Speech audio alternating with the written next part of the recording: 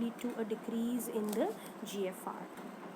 Now, sympathetic stimulation also has an effect on GFR. All the blood vessels of the kidney, including the afferent and the efferent arterioles, are innervated by sympathetic. Whenever there is sympathetic stimulation in the body, there is a norepinephrine release, and which leads to a strong constriction of the blood vessels. And because of the stimulation, the afferent arterioles are more affected as compared to the efferent arterioles, and the GFR decreases.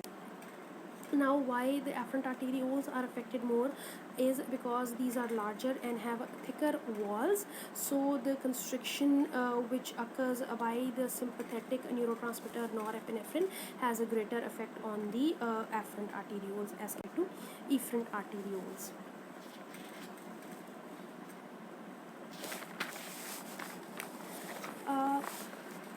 Hormones and other factors like autocoids also have an influence on the GFR.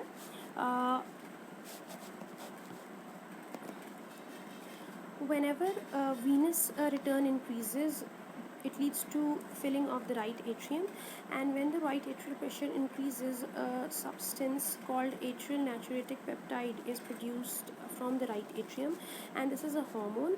And what it does is that it increases the renal blood flow and it increases the GFR, and its other effect is to cause an increase in the excretion of sodium in the urine, which is known as natriuresis, and this natriuresis eventually results in decrease in the blood pressure and the ECF volume back towards normal. So this is a table showing you the hormonal and autocoid factors that influence GFR. As you can see that the factors that increase the GFR are atrial natriuretic peptide, brain natriuretic peptide, cyclic AMP, dopamine, endothelial derived nitric oxide, and prostaglandin E2. While the factors that decrease the GFR are angiotensin 2, endothelins, noradrenaline, platelet activating factor, platelet derived growth factor, and prostaglandin F2. Of these, angiotensin is very important, so we shall discuss angiotensin over here. Angiotensin 2, as you know, is a hormone and an autocoid, and receptors for the angiotensin 2 are present in all of the blood vessels of the kidney.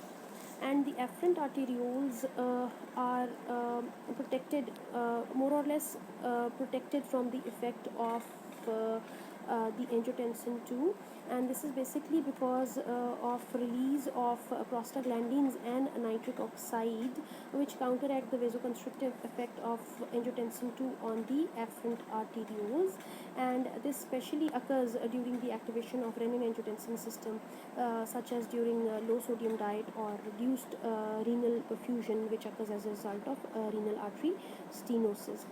But having said that, angiotensin 2 has a potent vasoconstrictive effect on the efferent arterioles, and angiotensin 2 is released whenever there is a decrease in the blood pressure or whenever there is a decrease in the blood volume. We shall be doing the release of macula densa system and the release of angiotensin 2, and you shall understand this more. But over here you should know that angiotensin 2 is released whenever there is a decrease in the blood pressure or a decrease in the blood volume. So these factors lead to a decrease in glomerular filtration rate and lead to release of renin from the kidney, and this which eventually leads to formation of angiotensin 2. Now, when the angiotensin 2 comes into the circulation, it causes the constriction of the efferent arterioles, and whenever there is constriction of the efferent arterioles, you already know the glomerular hydrostatic pressure rises, which leads to a increase in the glomerular filtration rate. Now, at the same time, the angiotensin 2 also decreases the renal blood flow, and when decreased blood flow passes through the peritubular capillaries, there is increased sodium reabsorption from the peritubular capillaries. So what happens is that the efferent arteriolar constriction, which led to increase in the GFR, allows the waste products like urea and creatinine to be excreted, while at the same time the increased tubular reabsorption of sodium and water restores the blood volume and blood pressure back towards normal.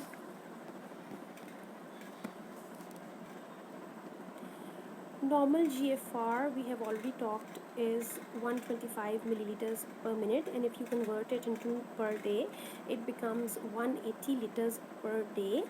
And the amount of urine that is produced per day is 1.5 liters per day, and the remaining amount of the fluid that had filtered into the across the glomerular capillaries and into the tubule is reabsorbed, which is 178.5 liters per day of the fluid that passes from the glomerular capillaries into the Bowman's capsule and onwards into the tubule is